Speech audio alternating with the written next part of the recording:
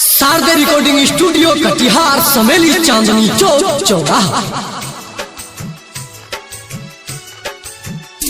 आँख आंसू से भरल मुस्कुरावो तनी,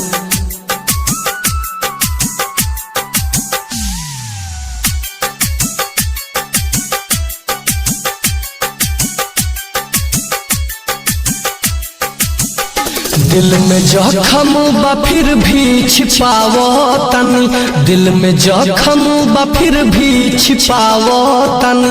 आँख आंसू से भरल मुस्कुरावो तनी, आँख आंसू से भरल मुस्कुरावो तनी।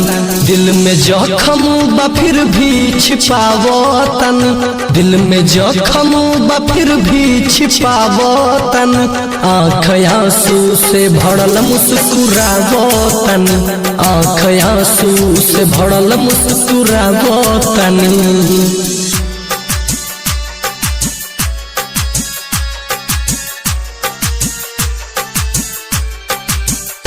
आँख आंसू से भरल मुस्कुरावो तनी।